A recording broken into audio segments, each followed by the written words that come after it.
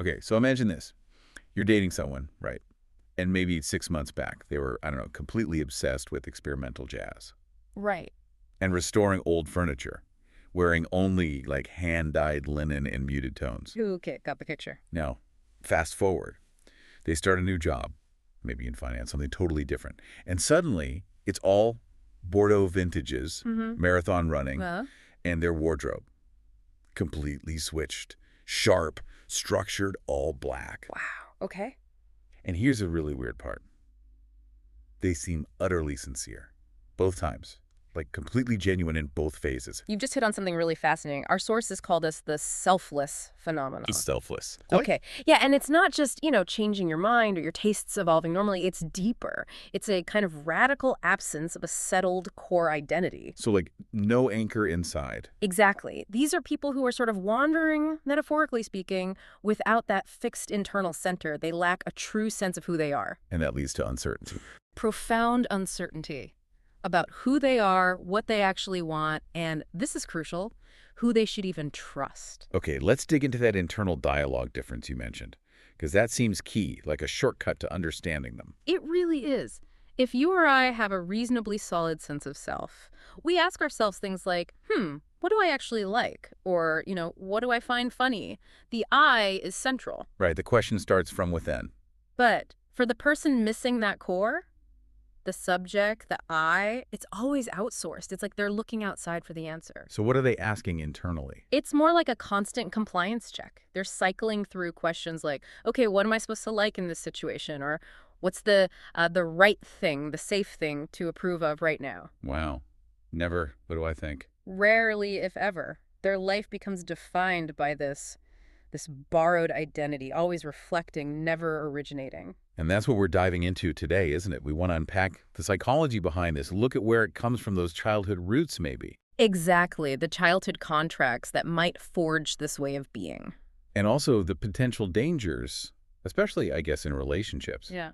When that borrowed identity starts to feel uncomfortable. Like a suffocating cage, yeah. That's where things can get really difficult. So that's our mission. Okay, let's start with how this looks from the outside. The behavior. How might we, just interacting with someone, spot this elusive shapeshifter, as you called it? Well, if you're paying attention, you might notice these really quick, almost arbitrary-seeming shifts in their views, their style, maybe even political leanings. Like the jazz to finance example. Precisely. It's dictated by whatever orbit they're currently in, whoever they're trying to please or fit in with. One day they're championing some obscure artist. Yeah. The next, they're all about a huge mainstream hit.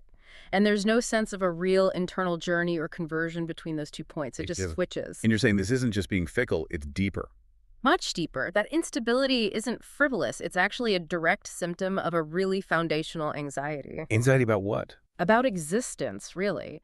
About navigating a world that feels, to them, deeply puzzling and maybe even terrifying. Those shifts are like a cry for help, almost. A cry for help. How so? They're constantly auditioning, implicitly asking the world, the people around them, who should I be right now? Tell me, what's the right way to think so I can be safe, so I can be approved of? So they're trying on identities like clothes, hoping one fits well enough to grant them safety. Exactly. Hoping one finally sticks and makes them feel secure, accepted. Okay, but here's a twist, right? Sometimes these people can be incredibly charming. Oh, absolutely. That's the surprising and sometimes dangerous social consequence. They can be deeply charming, exquisitely polite, really smooth. Why is that? It seems counterintuitive. Because they've become experts at survival, they are built, essentially honed over years, to figure out what you like, what you value, and then reflect it back to you. Flawlessly sometimes. So the charm comes from mirroring me. Precisely. And let's be honest, that mirroring feels good to the person being mirrored, doesn't it? Yeah, I guess it does. It makes you feel seen, understood. Exactly. We feel uniquely heard, deeply gotten. It's a potentially dangerous moment of self-indulgence for us, the partner or friend. Dangerous how? Because we're often not suspicious enough. We don't stop to wonder, hang on, why does this person agree so readily with every single one of my niche interests, my obscure political theory, my love for, I don't know, ancient Icelandic sagas. We just enjoy the validation. We enjoy the validation, and they, for their part, are genuinely seeking out our worldview, losing themselves in it temporarily. It's their way of connecting or trying to. But it must be exhausting for them. Utterly exhausting. What? We fall in love with the reflection, but what we don't see is the constant, high-level mental calculation required to keep that compliance going. They're never really off. Never resting, always scanning the environment, scanning us for cues. It's important to understand. They aren't usually trying to trick us maliciously. They're trying to survive us, survive the social interaction. Survive us, that's a heavy thought. It is. And if this is a learned behavior, this sophisticated survival mechanism designed to get love, or at least safety, we have to ask where it was learned. Back to childhood. Almost inevitably, yes. Mm-hmm. Our sources consistently point towards specific kinds of childhood environments, settings where the child's actual, unique, sometimes messy self just wasn't a matter of genuine interest or concern to the main caregivers. What kind of environments are we talking about? Often environments with caregivers who were quite self-absorbed, or maybe deeply fragile themselves. Fragile. How does that play in? Well, this leads to what psychologists call a failure of attunement. It's a critical breakdown in the parent-child connection. The caregiver, because of their own issues, their fragility, their self-absorption, just couldn't push their own needs aside, even for a moment. They couldn't meet the child where they were. Exactly. They couldn't drop down to the child's level, look at this emerging little person, and express genuine curiosity about their unique inner world, their loves, their hates, their weird little passions. Why couldn't they? Often, they were simply too perturbed, too fragile themselves. They couldn't handle the child's raw, authentic, unvetted self. It might have felt chaotic or demanding to them. So if a kid came to them excited about, say, collecting weird bugs, the attuned parent might say, "Wow, tell me about these bugs. What's cool about them?" They'd show curiosity about this unique little human, but the fragile or self-absorbed parent couldn't manage that. They were too busy with their own stuff. so what did they do instead, if not curiosity? Coercion. Often subtle, sometimes not subtle at all. The child brings their unique spark, their strange hobby, their unusual thought, And the parent shuts it down? or redirects it. Maybe the parent is obsessed with status or academics, so they subtly or overtly reject the child's interest. They impose a pre-approved agenda. Like, we don't read those kinds of silly books. Here, read this important book instead. Exactly. Or being good means winning at this sport, or you need to excel in that subject, regardless of how the child actually feels about it. They're handing down an instruction manual for how to be acceptable. Perfectly put. An instruction manual for existence, given without ever really checking in on the small person receiving it. Does this feel right to you? Does this resonate? That question is never asked. And the lesson the child takes away from this. It's agonizingly clear, isn't it? Survival depends entirely on compliance, fitting in, doing what's expected, mirroring the agenda. That's how you get by. That's how you might get some semblance of affection, or at least avoid rejection. So the price of existing, of staying connected, is The total sacrifice of your real, unvetted identity. You become a professional manager of others' perceptions. But that sacrifice must come at a cost. Yeah. Right? You can't just bury your true self forever without consequences. Absolutely not. No one does that without storing up a huge amount of psychological stuff. Rage, deep dissatisfaction, resentment, even if they aren't consciously aware of it for a long time. It's simmering under the surface. Definitely. And here's the problem. Because honest, candid expression, especially of negative feelings like anger or disagreement, was never safe or practiced in childhood. It was too dangerous back then. Right. So that accumulated rage can't come out cleanly or constructively later on. It tends to fester. Until when? When does it tend to surface? Often, it waits until they feel relatively safe in an adult intimate relationship, a space that, ironically, requires the very things they couldn't develop. Emotional consistency, self-definition, the ability to handle disagreement constructively. And that's when we see the wind change she mentioned No, earlier. exactly. This is where it gets really painful for the partner. You've fallen for this person, maybe deeply. You love the way they reflected your tastes, your values. It felt like such a perfect match. Because they mirrored you so well. Yes. But then something shifts externally. They start that new job, they find new friends, they get involved with a different crowd, maybe one they perceive as superior or more desirable. And suddenly, the identity they borrowed from you Feels wrong. It feels inadequate for their new mask, their new audience. Or worse, it feels like a reminder of a self they now want to discard. So the mirroring stops. It doesn't just stop. the shift can be brutal. What replaces that initial, often intense approval isn't usually gentle indifference. What is it then? It's often profound disdain. Suddenly, you, the partner, the person they mirrored, can become almost repulsive to them.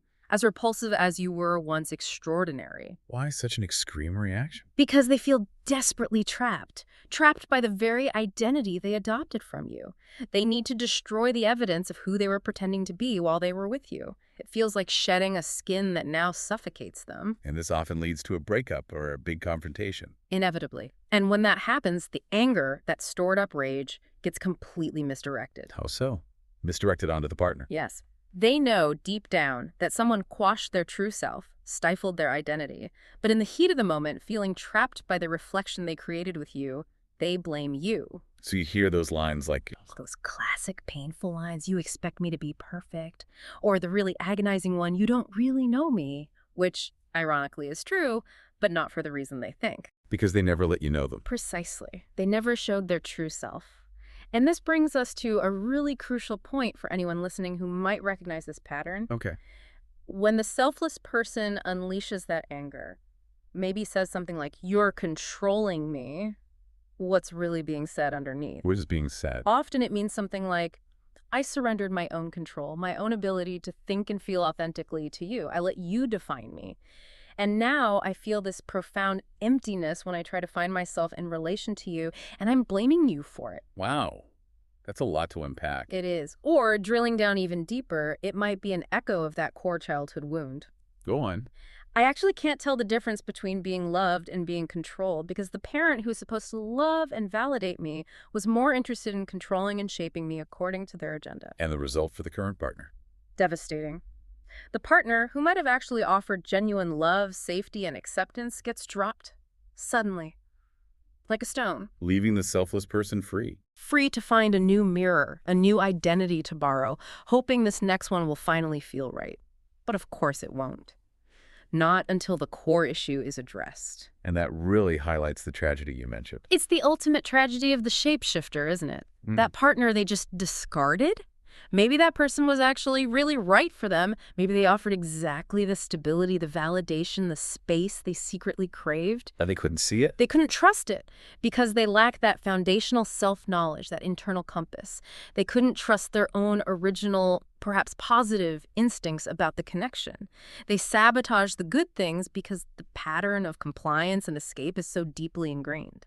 So if you find yourself involved with someone like this, elusive, charmingly reflective, maybe a bit baffling, Right. what can you do? Is there an adult remedy? How do you approach someone whose whole life has been about careful compliance? It's incredibly delicate. The most crucial thing, the absolute foundation, is to signal very clearly that we aren't like their parents were. Meaning, we aren't there just to impose yet another set of views, another identity onto them.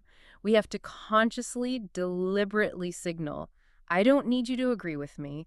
I don't demand that you echo my thoughts or tastes." You have to create a different kind of A space. genuinely safe, non-coercive space. A space where putting down the mask even slightly doesn't immediately trigger fears of judgment or rejection. That's paramount. And then Yeah. you manage to create that space. Then the goal, the real gift you can offer, is genuine curiosity. Curiosity about the person they've never been allowed to be, never been allowed to discover for themselves. So instead of enjoying the reflection, you try to see behind the mirror. Exactly. You attempt that really eerie, maybe, but unparalleled thing. You try to get to know them.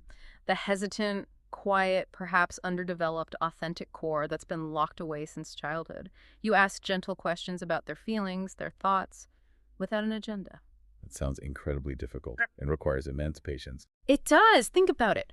If the price of survival, literally feeling safe enough to exist in your childhood home, was the complete sacrifice of your identity through compliance, Yeah. then just consider how much patience, how much non-coercion, how much consistent psychological safety does it take for an adult finally to even begin to facilitate their own process of self-discovery. It sounds terrifying for them. It is terrifying for them. It's a slow, often painstaking journey back to a self they barely know or maybe don't know at all.